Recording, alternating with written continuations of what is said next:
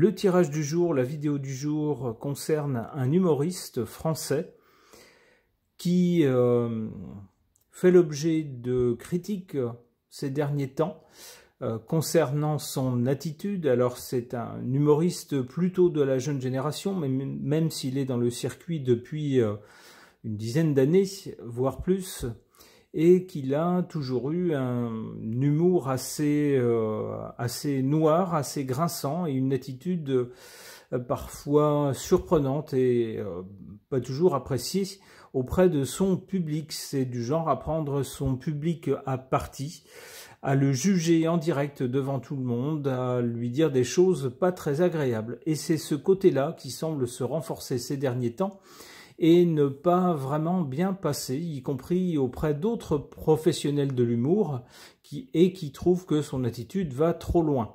Alors au point de vue personnel, c'est aussi quelqu'un qui, semble-t-il, a un peu du mal à se gérer avec, on l'a vu parfois, des addictions au niveau de la boisson, des addictions de ce côté-là. C'est aussi quelqu'un qui a été dépressif, c'est quelqu'un qui a connu des addictions au niveau des médicaments, donc quelqu'un qui a un peu du mal à se gérer. Alors de qui s'agit-il? Il s'agit d'un monsieur dont le nom de famille, c'est le nom de sa mère, si j'ai correctement compris, est le nom d'une marque de voitures de sport italienne très connue. On nous dit que le comportement de ce monsieur est pointé du doigt en plein spectacle. Il est pointé du doigt par une humoriste, l'une de ses consoeurs donc, qui ne mâche pas ses mots. On nous dit, on le sait, cet humoriste aime l'humour noir et cela ne plaît visiblement pas à tout le monde. La culture du harcèlement dans le stand-up, écrit l'humoriste Florence Mendes, je ne sais pas comment on dit, dans une publication qui fait beaucoup parler depuis ce mercredi 25 juin sur Instagram. La jeune femme de 38 ans utilise un extrait de celui qui est tombé dans une addiction qui touche de plus en plus de personnes pour étayer son propos. Cette dame a dit « Comme vous avez été nombreuses à réagir à ma story, j'en fais un post. Ça me trotte dans la tête depuis un moment parce que ces scènes se multiplient dans le stand-up. Vous savez, cette forme d'humour où on est seul sur scène face à un public. Et je trouve ça vraiment dérangeant. L'idée n'est pas d'aller harceler en retour les artistes, mais simplement de poser une réflexion. Dans la séquence choisie, on peut voir donc le fameux humoriste, le monsieur qui porte le nom d'une voiture de course italienne, Ferrari. Il est en train de sermonner une dame qui a utilisé son téléphone portable pendant l'un de ses spectacles. Alors, il a utilisé l'humour, ou tenté d'utiliser l'humour, pour faire comprendre à la dame qu'elle ne doit pas utiliser cet objet à ce moment-là, mais il n'hésite pas à y aller un peu fort vis-à-vis de cette dame. Et donc, sa consoeur humoriste a dit « c'est pas une raison de prendre à partie cette dame qui était assez âgée, comme elle l'a été. » Il trouve que l'humoriste est allé un peu fort en traitant un peu la dame d'une façon qui ne se fait pas. Et on dit, on peut s'attendre à se faire chambrer gentiment lorsqu'on a fait quelque chose qu'il ne fallait pas faire. Par exemple, utiliser son téléphone pendant un spectacle, ça ne se fait pas, effectivement. C'est assez logique donc d'être rappelé à l'ordre, mais pas d'être maltraité. Ni à se faire humilier, ni agresser verbalement. C'est ce que dit sa consoeur. Et c'est comme ça qu'elle critique l'attitude de son confrère humoriste. Alors du coup, je ne sais pas trop quoi penser de ce monsieur, de cet humoriste. Est-ce que c'est un écart comme ça peut arriver parfois? On reconnaît ensuite effectivement qu'on a fait une erreur, qu'on est allé trop loin, que c'est pas bien et qu'on va plus le faire. Ou est-ce que c'est quelqu'un qui ne sait plus lui-même où il en est? C'est quelqu'un qui semble avoir du mal parfois à gérer sa propre vie. Donc je ne sais pas. Je vais interroger les cartes à son sujet. Je vais commencer par interroger mon oracle des personnages pour voir ce que les cartes suggèrent au sujet de sa personnalité.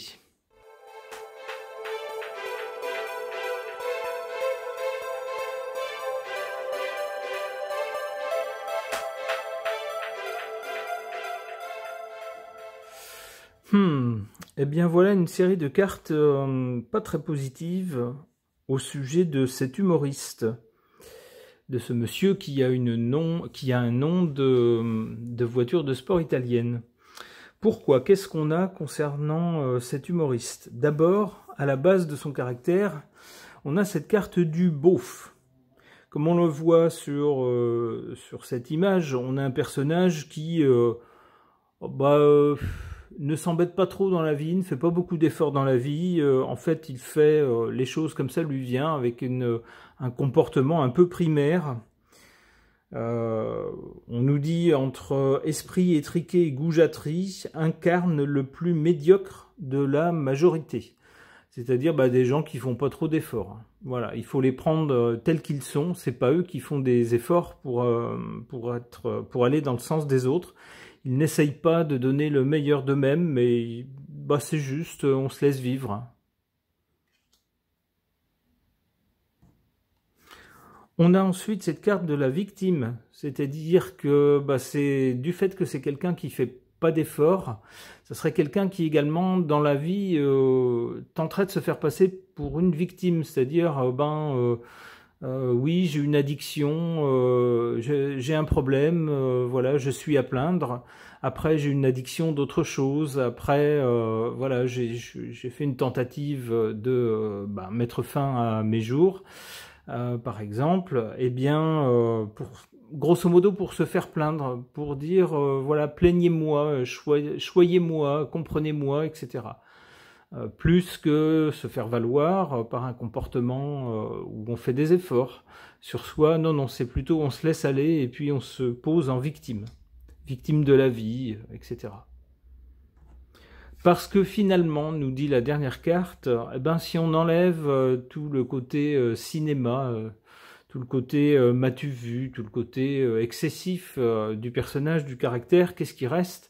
Quand on enlève tout ça, pas grand-chose en fait. On a un personnage conformiste. On nous dit qu'il n'a pas de personnalité propre et qui suit finalement la majorité. C'est-à-dire, c'est pas quelqu'un qui a une personnalité hors norme. Au-delà de ses excès, si on enlève les excès qui sont pas vraiment une personnalité en soi, qui sont juste un problème de comportement, mais pour la personnalité, eh bien, rien de spécial. Sorti de ces excès, rien d'extraordinaire. Alors, je suis bien désolé pour ce monsieur, mais les cartes sont vraiment pas gentilles avec lui, telles qu'on peut les interpréter. Je rappelle que ce n'est qu'un tirage de cartes. Alors c'est pas forcément mon avis, moi je sais pas, je connais pas suffisamment pour savoir ce qu'il faut en penser.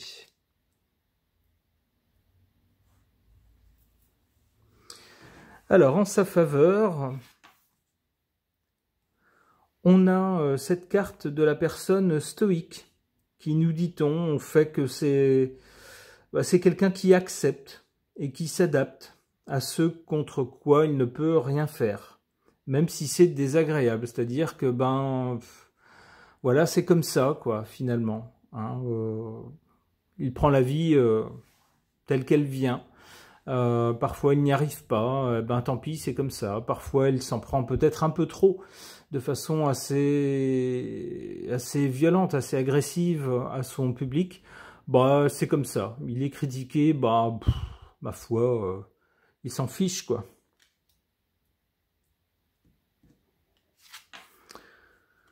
Contre lui, en sa défaveur, cette carte du bobo.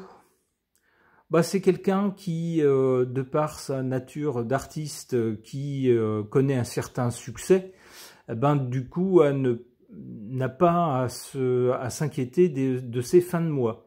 Et de ce fait-là, quand on gagne suffisamment d'argent, voire un petit peu plus dans la vie, on peut se permettre de faire de temps en temps un peu n'importe quoi. Un peu avoir un comportement répréhensible, qui prête le flanc à la critique. On s'en fiche, on a de l'argent, on est populaire, donc on s'en fiche de la critique.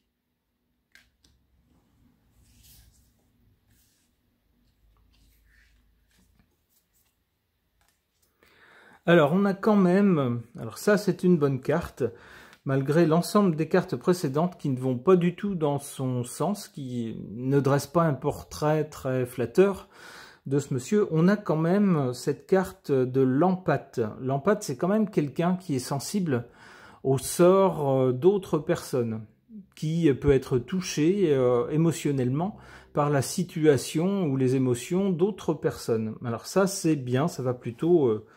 dans son sens. Alors peut-être un peu trop même d'ailleurs, puisque ça pourrait en faire quelqu'un qui parfois, sur certains sujets ou pour certains cas, est vraiment touché par le sort des autres au point de s'en rendre malade.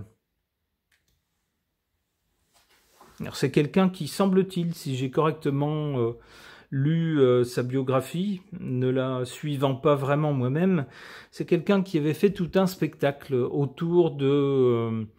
on pourrait dire l'effondrement de notre système de santé, et puis la façon dont certains acteurs, on pourrait dire, de notre système de santé, de, mine de rien, profiter de la situation pour se mettre surtout de l'argent dans les poches, en se préoccupant seulement en second lieu de la santé des gens. C'est quelque chose qui apparemment avait beaucoup marqué cet humoriste, mais qui en avait fait un spectacle assez grinçant. Alors, nostalgique pour l'avenir, c'est peut-être quelqu'un qui se souviendra de comment c'était avant, comment c'était plus facile de se moquer des uns ou des autres. Peut-être que la censure était moins là, peut-être que la critique était moins là, tant qu'il il tentait de se faire une place. Au début, évidemment, on est toujours plus indulgent avec les nouveaux venus. Une fois que les gens sont solidement ancrés dans la profession, on leur passe moins de choses. On se dit qu'ils sont professionnels, qu'ils connaissent les règles, qu'ils ne peuvent pas prétendre tâtonner un peu pour trouver leur style. Donc on leur passe moins de choses. C'est peut-être ce qui arrive aussi à ce monsieur. Et sans doute qu'avec le temps, il sera nostalgique de ses débuts. Ok.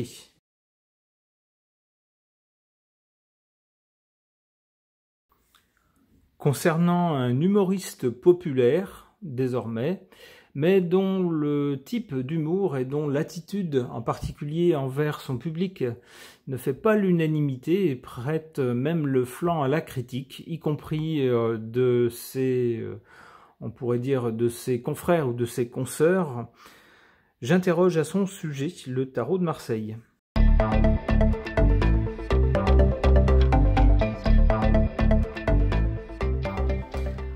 Alors, pour le présent, avec la Lune, on a à la fois un symbole de quelqu'un qui est populaire. Son métier, d'ailleurs, se fait grâce à un public. Plus il est connu du public, et plus, bien sûr, sa notoriété s'accroît, sa popularité s'accroît. Mais bien sûr, lorsqu'on est quelqu'un avec un métier public, comme ça, comme celui d'humoriste, ou qu'on soit également comédien par exemple, eh bien, il y a toujours cet inconvénient d'avoir sa vie qui est constamment rapportée dans les médias, y compris pour des parties qui ne touchent pas au côté professionnel et qui peuvent se rapporter à la vie privée.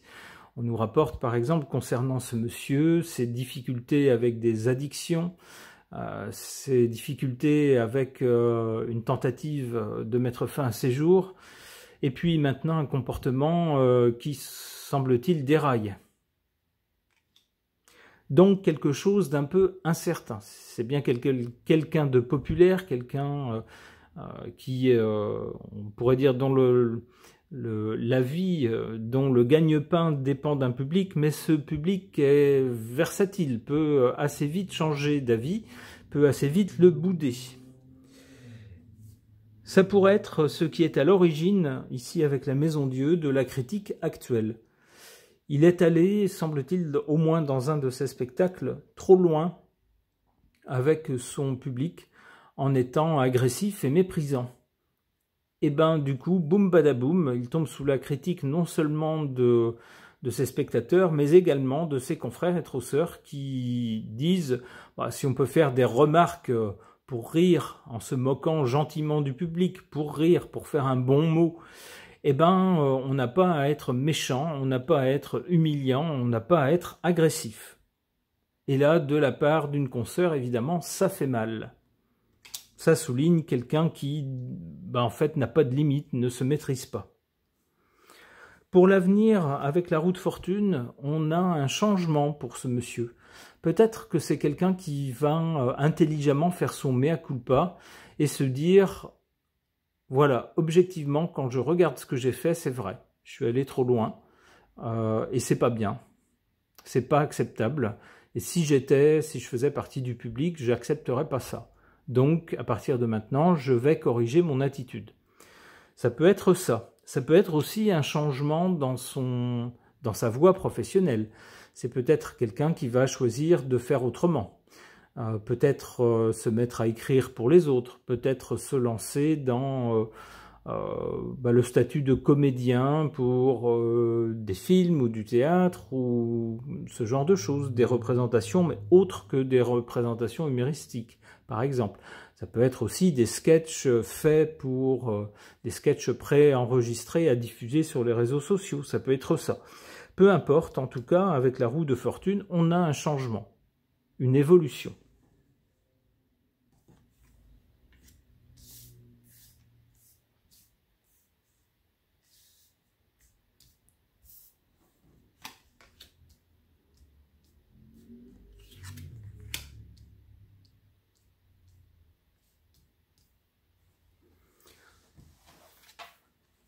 En carte favorable pour ce monsieur, on a la carte de l'empereur qui tendrait à nous dire qu'en ce moment, il est au top de sa carrière. C'est quelqu'un qui connaît un succès important auprès du public, quelqu'un qui est connu, qui est apprécié. Alors même s'il a des critiques, c'est toujours le cas. Dès qu'on est un personnage public, peu importe ce qu'on fait, ça ne plaît jamais à tout le monde. Donc il y a forcément des critiques. Mais malgré ces critiques, c'est quelqu'un qui sait, semble-t-il, prendre ces critiques pour ce qu'elles sont, c'est-à-dire des remarques de gens qui n'aiment pas son style. Et puis, il se situe au-dessus de ça. Il prend ça avec un peu de hauteur, il s'en fiche un peu, et puis il continue son chemin. En défaveur de ce monsieur, l'impératrice. L'impératrice nous parle à la fois d'organisation et de communication. Eh bien oui, la communication, elle joue contre lui. Pourquoi? Parce que sa façon de faire rire, son genre d'humour, ne plaît pas à tout le monde. Et c'est vraiment un style d'humour assez particulier, assez grinçant, assez méprisant, parfois agressif, qui ne plaît pas à tout le monde. Certaines personnes disent non, c'est pas acceptable. Et puis, donc, au niveau communication, c'est pas bon pour lui, et effectivement, il a droit en retour à beaucoup de critiques.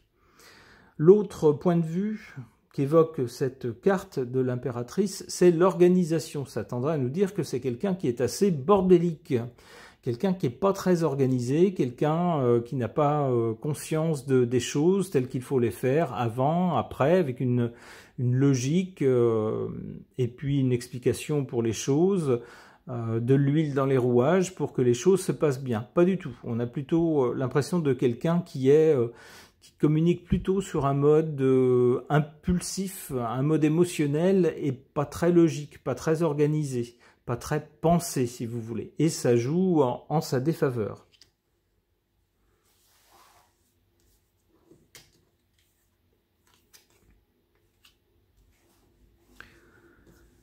Eh bien, pour l'avenir, on a plutôt une bonne carte avec le soleil. Ça tendrait à nous dire que c'est quelqu'un qui, malgré tout, malgré les critiques actuelles, avec cette carte du soleil, c'est plutôt quelqu'un qui va s'imposer dans le paysage des personnalités connues dans le monde de l'humour.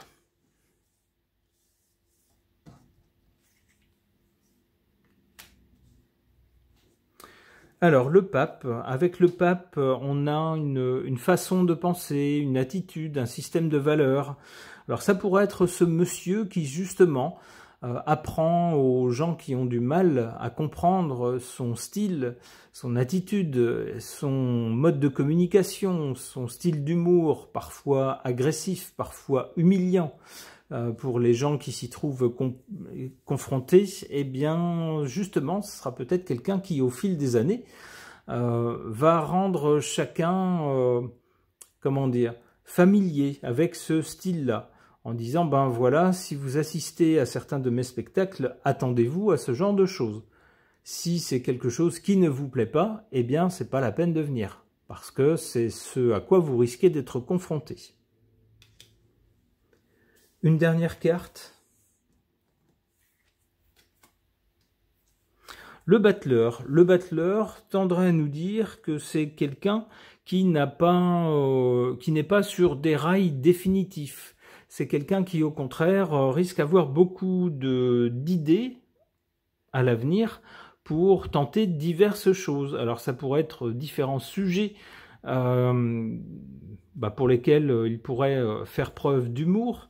Ça pourrait être également différentes formes de spectacles. Ça pourrait être des collaborations avec d'autres personnes. Ça pourrait être d'autres types de spectacles.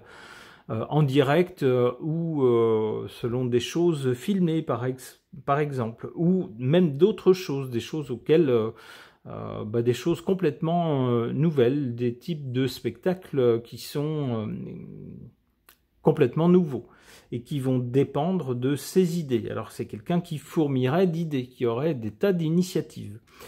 Eh bien, on n'ose penser que l'avenir de ce monsieur, conformément à ces cartes-là, sera positif. C'est quelqu'un qui saura éviter les pires critiques, du moins de sa part les attitudes qui font l'objet d'une majorité de critiques négatives et qui saura sans doute rectifier le tir dans le cas où il irait trop loin. Ce tirage de cartes est maintenant terminé. Merci de l'avoir suivi.